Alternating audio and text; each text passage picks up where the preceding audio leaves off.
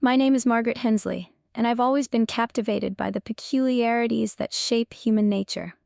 The small village of Weatheridge, nestled amidst mist-shrouded hills, seemed to understand the delicate art of entangling people in its web.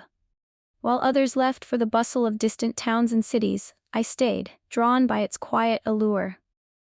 There was something about this place that spoke to the hidden, the unseen. It was a land where time itself seemed to hang suspended in the cool, damp air, and where the line between the living and the dead felt thinner than anywhere else I had known. Weatheridge had an unspoken bond with its people, as if the earth itself held them in place. It was a place where old traditions ran deep, and the very soil felt like it had been soaked with centuries of secrets. The village didn't just inhabit the land, it was part of it, intricately woven into its bones. You couldn't leave easily, nor did you want to. But it wasn't just the village that held my attention. There was something far more mysterious, something that gnawed at my curiosity from the moment I first laid eyes on it. It was Mr. Benedict Farrow, the reclusive clockmaker, who lived in the heart of Weatheridge, as much a part of the village as the ancient oak tree at its center. His shop, Farrow's Clocks, sat wedged between the cobbler's shop and the apothecary, a place where time seemed to both stand still and rush forward. The wooden sign swayed gently with the breeze, creaking softly, as though whispering its invitation to anyone bold enough to enter. Mr. Farrow was the village's enigma. Tall, gaunt, and silent, he appeared like a shadow against the golden hues of the village in the late afternoon light. His face was sharp, with high cheekbones, and a brow that seemed permanently furrowed in thought. He rarely spoke, but when he did, his voice was soft, clipped, and carried the weight of someone who had witnessed more than he cared to remember. His eyes, steely blue, unsettling in their clarity, held an uncanny depth, as though he could see every secret you harbored, every stray thought that passed through your mind. I had admired him from afar, fascinated by the man who had mastered the art of creating intricate timepieces, each one a delicate work of art, but I knew better than to try and approach him. The villagers would tell tales of his talent: grandfather clocks with ornate carvings, pocket watches that seemed to defy time itself, and mantle clocks whose ticking never wavered. But it wasn't the quality of his work that truly captivated them. It was the rumors of the death clocks. The first time I heard of them was from Mrs. Cawley, the village apothecary, whose gossip was as potent as the tinctures and potions she brewed. We stood together in her small, cluttered shop one dreary afternoon, the scent of dried herbs heavy in the air, as she mixed something in the back. I had come to pick up some lavender oil to calm my nerves, but as usual, I ended up listening to one of her stories instead. You've heard about young Dunstable, haven't you? Dunstable, I frowned, unsure of the name. The boy who died suddenly, found in his bed, stiff as a board. They say he had a seizure, but I know better. I hesitated, feeling a prickling sensation on the back of my neck. What do you mean? She leaned even closer, her voice barely above a whisper. The Dunstables had one of Pharaoh's clocks, a beautiful piece, they say. And the moment young Dunstable passed, that clock stopped. Tick. And then nothing. I blinked, unable to fully grasp what she was implying. That's just superstition, isn't it? That's what people say. But listen, the Harts, the Sims, old Mr. Edgerton, they all had clocks made by Pharaoh, and every single time that clock stopped the moment they died. I could feel a chill creep up my spine, despite my rational mind trying to dismiss her words. It was madness, wasn't it? A coincidence, at best. A fanciful tale born out of fear and old village superstitions. But as I left her shop that afternoon, I couldn't shake the image of those ticking clocks from my mind. I began to notice something unsettling as I walked through the village. The villagers' eyes. They followed me, curious, fearful, and guarded. There was an unspoken understanding, a shared knowledge of something darker, something that lingered just beneath the surface. The air felt heavier, and the wind seemed to carry the faintest whisper, like the murmuring of 1,000 lost voices. That night, as I lay in bed, trying to quell the unease that had settled in my chest, I couldn't escape the sound of ticking. The rhythmic tick, tick, tick that seemed to reverberate from deep within the walls, through the very floorboards beneath me. It was as if the clock wasn't just a thing. No, it was a presence, a living thing that watched and waited. The whispers of death were no longer just rumors. They were invading my mind. In the depths of my sleep, I found myself chasing the sound. It echoed through the streets of Weatheridge, luring me through the fog-shrouded roads. The clocks were everywhere, their faces twisting in grotesque forms, their hands ticking in erratic patterns that sent a shiver of dread through my bones. I couldn't run fast enough. The closer I got, the louder the sound grew, until it consumed everything. And then, just as I reached the source, the ticking stopped. Silence. I awoke with a start, my heart hammering in my chest. Sweat clung to my skin, and the air in the room felt thick and heavy. The village of Weatheridge was quiet, too quiet. Outside my window, the mist rolled in like a living thing, but the ticking lingered in my mind, its presence now undeniable. The village wasn't just whispering of death, it was calling to it, and somehow I knew I was part of it. The morning sun filtered through the mist, casting a pale light over Weatheridge that seemed to draw everything into sharp focus, yet nothing felt clear. There was an oppressive weight in the air, thick with the scent of damp earth and pine, as though the very landscape was holding its breath, waiting. The village, always quiet, now seemed unnaturally still. I could almost hear the slow turning of the gears of fate, their ticking faint but growing louder, as if they were waiting for something inevitable. I hadn't meant to return to Pharaoh's shop so soon, but the pull was irresistible. It gnawed at me like a hunger I couldn't ignore. I passed through the cobblestone streets, the sound of my footsteps muffled by the thick fog that clung to the ground.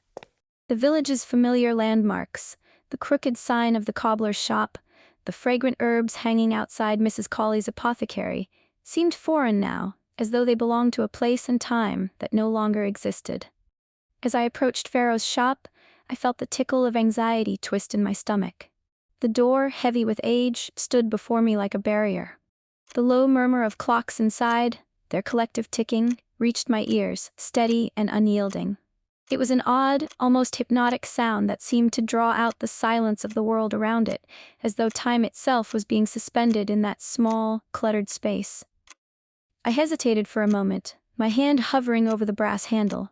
The shop's cool air greeted me with the musty scent of wood, leather, and a faint trace of metal.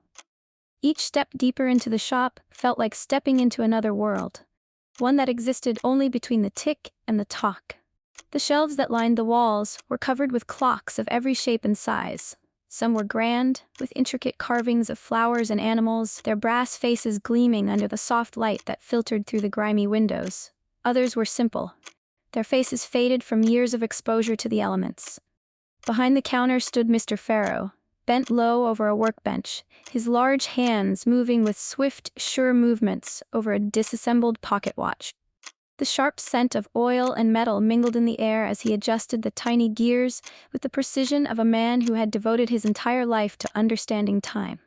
His pale blue eyes flicked up at me as I entered, momentarily meeting mine before he returned his attention to his work.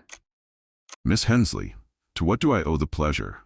I swallowed hard, feeling the familiar tightening in my chest. I wanted to learn more about your clocks, Mr. Pharaoh. The words came out in a nervous rush, and I immediately regretted them, feeling foolish for even considering this conversation. What was I hoping to accomplish? To gain some insight into the madness I had stumbled upon, to understand why these clocks seemed to carry the scent of death with them. He didn't respond immediately, his hands moving with practiced precision, threading a tiny silver gear into place. The ticking of the clocks seemed to grow louder, almost in time with the growing thrum in my own chest. For a moment, I wondered if they were speaking to me, or if I was merely hearing things. Finally, he spoke, his voice devoid of warmth. Is that all you want, Miss Hensley? To admire the work of my hands? I shifted uncomfortably under his gaze, unsure how to continue. His eyes had turned cold, sharp, like flint, and I knew I was treading a thin line. The questions I longed to ask were stuck in my throat, tangled in my thoughts. Yet I had to ask. What about the rumors, Mr. Pharaoh? I blurted before I could stop myself. The ones about your clocks, how they stop when people die. For a moment his hands froze, and the shop seemed to fall into a strange, almost unnatural silence. The clocks, Those damn clocks continued to tick, but their sound seemed distant, as if they were emanating from somewhere far off. Mr. Pharaoh's gaze sharpened, his jaw tightening, his pale lips thinned into a hard line. Superstition. Nothing more than that. But the Dunstable boy, I interrupted, my voice trembling, and the others, the Hart family, the Sims, every time they died, their clocks stopped at the exact moment. His expression shifted, his hands stiffening on the workbench. For a brief second, I thought I saw something flicker behind his eyes. Fear, perhaps? Guilt? But it was gone in an instant, masked behind that cold, emotionless facade. He straightened up, turning to face me fully now. People see patterns where none exist. Coincidences. That's all. You should know better than to indulge in such nonsense, Miss Hensley. I bit my lip, torn between my disbelief and the inexplicable sense that he was lying to me. The air in the shop felt suddenly oppressive, thick with the tension between us. I took a deep breath, steeling myself. But what if they're not just coincidences? I asked, my voice softer now. What if your clocks are somehow connected to it all? He gave a bitter laugh, a sound that grated against my nerves like nails on a chalkboard. Connected? Miss Hensley, you've spent too much time indulging in the fantasies of the villagers. These clocks are just clocks. They measure time, nothing more. But the deaths, I began, but he cut me off with a sharp wave of his hand. I have no time for this nonsense. Good day, Miss Hensley. The abruptness of his dismissal sent a chill through me. For a moment, I stood there, staring at him, trying to decipher the coldness in his eyes. But he had already turned his back to me, returning to his work as if I were nothing more than an annoyance. I felt a sharp pang of disappointment, mingled with a creeping dread. I knew he was lying. I could see it in his face, the way his lips trembled ever so slightly, the way his shoulders were hunched in on themselves as if bracing for a blow. He was hiding something. But what? What was the connection between his clocks and the deaths that had haunted Weatheridge for so long? I left the shop quickly, the door closing behind me with a soft chime that seemed to echo in my mind. As I stepped back out into the cool air, I felt the weight of the village pressing in on me.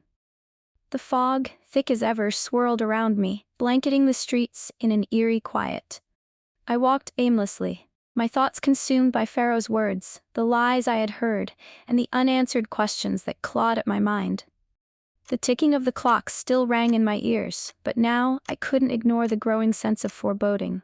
Something was wrong, more wrong than I had realized before. And the more I learned, the more I felt as though I was being drawn deeper into a darkness from which there was no escape. I didn't know then that my search for answers would lead me to a place I couldn't return from. That the truth I sought would unravel not only the mysteries of Weatheridge, but also the very fabric of time itself. But I could feel it, deep in my bones, the inescapable truth. The clocks were not merely instruments of time. They were the keepers of fate, and my own fate was already sealed. The fog had thickened as the evening crept in, curling around the village like an insidious thing. The air was damp and cold, clinging to my skin like an unwanted presence, reminding me that something unseen was closing in around me. The streets of Weatheridge had grown quieter as the day had worn on, the usual bustle replaced by an eerie stillness. The sun had set, casting long shadows that stretched across the cobblestones, and the faint smell of damp wood and wet leaves hung in the air. I couldn't shake the thought of the clocks. They were always in my mind now, those twisted, ominous devices. It was as though their tick-tock had replaced the rhythm of my own heartbeat, their presence growing louder with each passing day. The image of Pharaoh's eyes, cold, distant, yet filled with something I couldn't place, haunted me. He had brushed me off, dismissing the rumors as superstition. But I knew there was something more, a dark truth that he was desperate to keep hidden. I found myself drawn to his shop again, though this time it was not the quiet curiosity that had guided my steps before. There was a hunger in me now, a desperate need to understand what was happening. I had seen the strange symbols carved into the clocks in the back room, their shapes ancient and unfamiliar, and the monstrous contraption at the center of it all.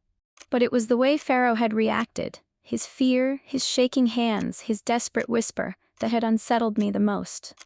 He knew more than he let on, and I couldn't stop myself from seeking the truth. no matter the cost. The shop was locked up tight when I arrived, its windows dim, the heavy door securely shut.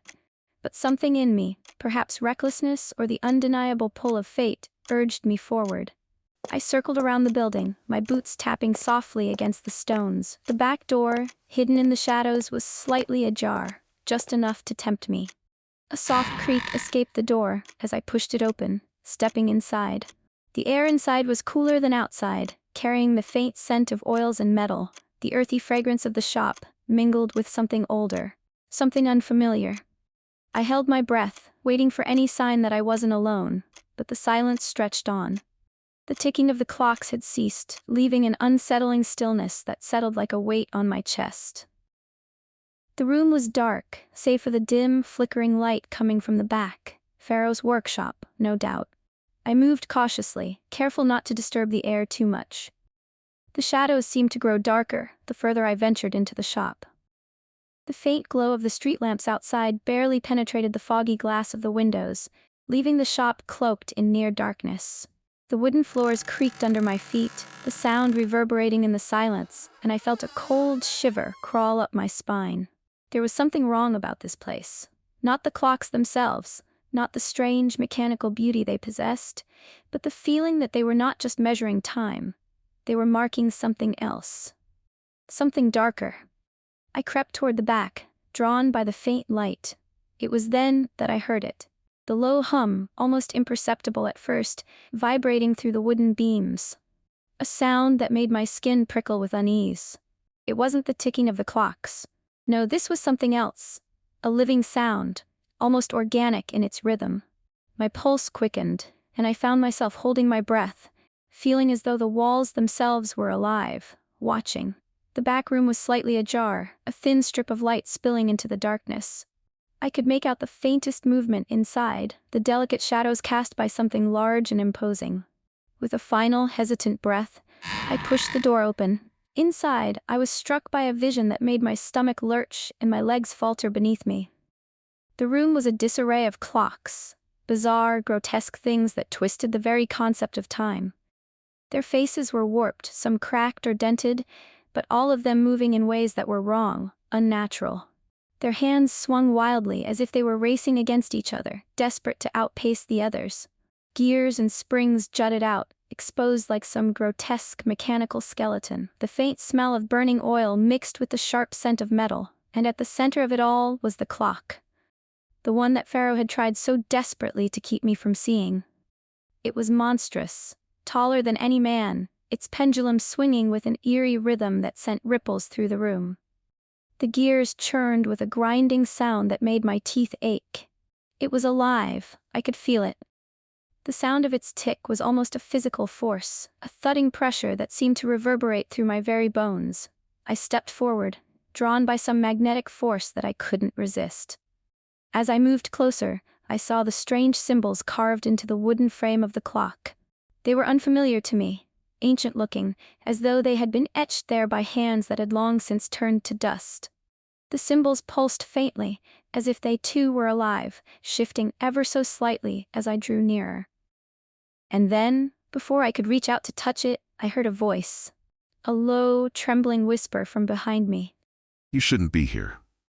I spun around, my heart leaping into my throat. Pharaoh stood in the doorway, his face pale and drawn, his eyes wide with fear. He looked like a man who had seen a ghost. Shadows clung to him, swirling around his form like a shroud. The door slammed shut behind him with a finality that sent a jolt through my body. What? What is this? I gasped, my voice barely audible, my mind struggling to process the horror in front of me. What is this clock? Why is it here? His gaze darted around the room, as though the very sight of it was enough to drive him mad. You shouldn't have come here. I told you to leave it alone. I took a step toward him, my fear replaced by an overwhelming need to understand. Tell me the truth, Mr. Pharaoh, I demanded. What is this clock? What does it do? For a long moment, he didn't respond, his eyes fixed on the monstrous clock, his hands trembling at his sides. Then, slowly, his gaze shifted back to me. There was a wildness in his eyes now, a desperation that made my pulse quicken. It isn't just a clock. It's a part of something much older, something more dangerous than you can possibly understand. I thought I could control it, that I could harness its power, but I was wrong. It's connected to fate itself, to time, to death, and once it has you in its grasp, there's no escape. I took a step back, my mind racing to comprehend his words. What do you mean, connected to fate? He ran a trembling hand through his hair, his breath coming in quick, shallow gasps. The clock, it doesn't just measure time, Miss Hensley. It pulls at the threads of existence. It's alive, and it knows things, it has seen things. The moment you touch it, you become part of its pattern. I shook my head, unable to process what he was saying. Are you telling me this clock causes people to die? He looked at me then, his eyes filled with a kind of deep regret that chilled me to the core. I didn't know. I didn't know what I was doing when I made it. It's not just a clock, it's an instrument of fate. And it's chosen you, Margaret. You're part of it now. I stepped back, my chest tightening with panic. No, that's impossible. But deep down, a part of me knew that he wasn't lying, that the threads of fate had already started to wind around me, and there was no going back. Pharaoh's gaze shifted toward the monstrous clock, his lips moving as though he were speaking to it. You have to leave, Miss Hensley. You have to walk away before it's too late. I turned to leave, but a cold hand gripped my arm, Pharaoh's hand, shaking with fear. Don't go near it again. It wants you. It's pulling you in. You'll never be free of it. But it was too late. I could feel it. The clock was already calling to me, and no matter how hard I tried to fight it, I knew I would never escape its grasp. I didn't sleep that night. The images of Pharaoh's terrified face, the massive clock's pendulum swaying with a rhythmic certainty, and the strange symbols etched into its frame haunted me. Even after leaving the shop, the weight of his words lingered in my mind, heavy and suffocating. It wasn't just the fact that the clock was strange, or that it was somehow linked to death, but the way Pharaoh had looked at me, like a man witnessing the inevitable end of something he couldn't stop. It felt as though the world had shifted somehow. I had crossed an invisible threshold, stepping into something that I couldn't undo. And every time I closed my eyes, I could hear the ticking. That incessant, maddening ticking that seemed to grow louder the longer I lay awake. The next morning, I tried to carry on with my usual routine, though every moment felt suffused with an unbearable tension. The village of Weatheridge, with its quaint cottages and cobbled streets, seemed the same. Nothing had changed. But to me, it felt different. As if the very air was charged, vibrating with an energy I couldn't escape. I avoided the path to Pharaoh's shop, but it was as if the clocks were following me. Everywhere I went, there were reminders of their presence. The ticking seemed to echo from the depths of my mind, pulling me toward the place I knew I should avoid. I began to question if it was truly my choice anymore. Could it be that I was destined to return? Could the pull of the clock be so strong that it controlled not only Pharaoh's fate, but mine as well?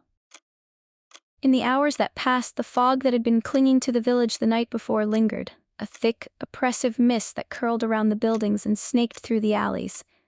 I felt it closing in on me. The streets were quieter, and the village seemed eerily still, as though the life of Weatheridge itself had been paused, waiting for something to unfold. I spent the morning with Mrs. Huxley, an elderly woman who lived in a small cottage on the edge of the village. I had become acquainted with her over the years, and she was one of the few people I trusted. We sat by her fire, sipping tea as the wind howled outside, and talked about the usual things: weather, the state of the crops, and village gossip. Yet, despite my best efforts to remain distracted, my thoughts kept drifting back to Pharaoh, to the clock, to that cold, relentless ticking. Margaret, child, you've been quiet today, more so than usual. I know there's something weighing on you. I hesitated, unsure how to explain the strange pull I felt, the gnawing sensation that had taken root in my chest. How could I tell her about the clocks, about the terrifying look in Pharaoh's eyes, or the cryptic words he'd spoken to me? "It's nothing, Mrs. Huxley," I said, forcing a smile. "Just a bit tired, I suppose." She gave me a knowing look. Tired? Are you? Maybe. But it seems like something more, Margaret. You've been walking around like a ghost these past few days. Has something happened? You can tell me, child. I've lived long enough to see much, and there's little I haven't heard or seen. I opened my mouth to speak, but nothing came out. I thought about Pharaoh's warning, about the clock that had begun to haunt my every thought. But I couldn't bring myself to say it aloud, not to her, not to anyone. It was too terrifying, too incomprehensible. I felt my throat tighten, my heart racing. I think I may be losing my mind, Mrs. Huxley, I admitted softly. There's something wrong with me. I can't explain it, but there's this feeling. This sense that I'm caught in something much larger than myself. Mrs. Huxley's face grew solemn. Her gaze shifted away for a moment, looking out the window toward the fog that still clung to the village. When she spoke again, her voice was low, almost a whisper. I've seen that look in people's eyes before. People who felt the pull of something ancient, something that cannot be ignored. There are dark things in this world, Margaret. Things that have been around long before you or me, and sometimes when you come too close, it can reach out and take you. The question is, what will it cost you to break free? My pulse quickened. The room seemed to grow colder, the light from the fire flickering as Mrs. Huxley's words sank into my chest like lead. I felt a chill run down my spine, my blood turning to ice. I don't understand, I whispered, my voice shaking. What do you mean? What could possibly take me? Her eyes met mine, and for a brief moment they were clouded with something ancient and sorrowful. It's not always what we think it is, child. Not everything that exists in the world can be explained by logic or reason. Some things, some forces, they cannot be escaped.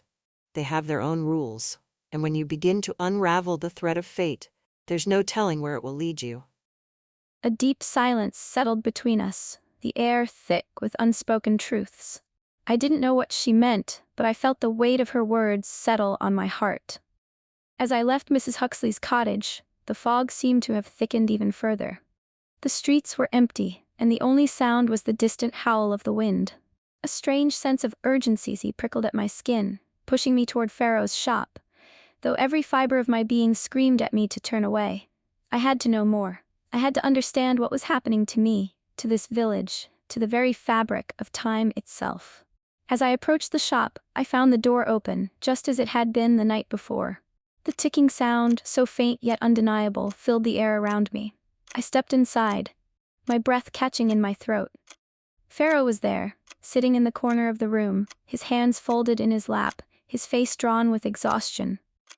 He didn't look up as I entered, but I could feel the weight of his gaze on me. You came back, I warned you, didn't I? I nodded slowly, my heart pounding. I couldn't stay away. I need to know what this is, what it's doing to me. Pharaoh's face softened for a moment, and I saw the flicker of regret in his eyes. You can't undo it now, Margaret. The clock, it has claimed you, and there's no turning back. The only thing left is to follow its path, to see where it leads. I swallowed hard, the weight of his words settling heavily in my chest. There was no going back now. I was tied to the clock, to the threads of fate that had been woven around me, and whatever came next, I would have to face it. As the ticking grew louder, filling the room with its relentless rhythm, I knew one thing for certain. My life was no longer my own.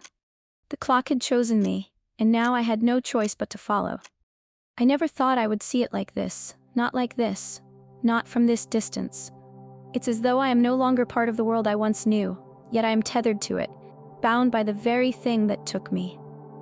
The clocks, I can hear them still, even now, soft, unyielding, their tick-tock rhythm a reminder of my fate, but they don't stop. They never stop. I float above Weatheridge now like a specter, observing the village with a kind of detached sorrow.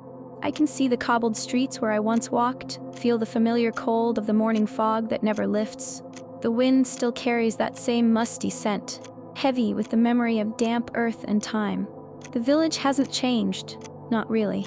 It's as if the past lingers here, stuck, repeating itself over and over again, just like the ticking of those cursed clocks. It's strange.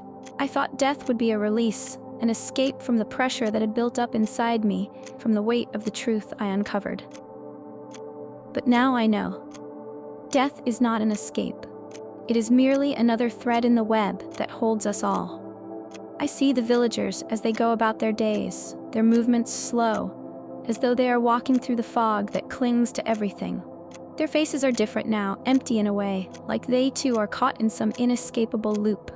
Some of them glance nervously toward the clock tower as they walk by, and I can feel their unease, their fear. They all know the truth, don't they? Or at least they know enough to know that nothing can change the way things are. I wonder, though, if they ever wonder about me, about what happened to Margaret Hensley, the girl who once walked among them, full of curiosity, full of life. Perhaps they think of me as a passing memory, a whisper carried on the wind. They do not speak of me, not aloud, but I know they still feel my presence, my absence. Perhaps they know that I never truly left. I watch as the shop where Mr. Farrow once worked now sits abandoned, the door locked tight, the windows dark. His clocks still stand there, lifeless, their glass faces staring back at me. They are all waiting, aren't they? Waiting for something, waiting for someone, waiting for time to catch up to them, or perhaps to take them in. I see the place where I confronted him, where the truth finally shattered my understanding of the world. I see him there too, in my mind's eye, his hands trembling, his eyes wild with fear. He had known, hadn't he? That the clocks were more than they appeared. They were never just timepieces. They were alive, connected to something deeper, something darker. And now I am part of that something. I can feel it, even now. I am tangled in the gears, caught in the tick-tock rhythm of the clock, as though my life and death are bound to it forever. The village is quiet now, far too quiet. The sounds of life have dulled, muted by the absence of time. I cannot help but feel the pull of it, the gravity that keeps me here. I watch as the villagers shuffle about their days, and I wonder, do they hear it too? The ticking? It's faint, but it's there. A constant hum beneath the silence of the night. I can't escape it. None of us can. Not now. I see them in the distance, those who are still living, those who are still tied to the fate of this village. They will not speak of it, not yet, but they know. The clock is ticking, and it will never stop. I feel it now, pulling at me. The same way it pulled at Pharaoh, the same way it pulled at me, and the way it will pull at all of them in time. They will not escape it. No one can. I wonder, perhaps, if there is a way to warn them. If there's anything I can do, but I know there isn't. The clocks are set, the gears are turning, and all we can do is wait for the inevitable. For the next life to slip through the cracks, for the next soul to fall into the waiting hands of fate. And so I remain here, in this liminal space, watching over Weatheridge as it turns slowly, ever so slowly, toward its own demise. My existence is nothing but a shadow now, an echo of what once was. I can no longer touch the earth, no longer walk the streets, but I can still feel it all. I can still hear the ticking, and that is my prison. Weatheridge is no longer the village I once knew. It is a place caught in a moment that will never end. Time is not a line anymore. It is a circle that repeats over and over again with no escape, and I am part of it. Forever.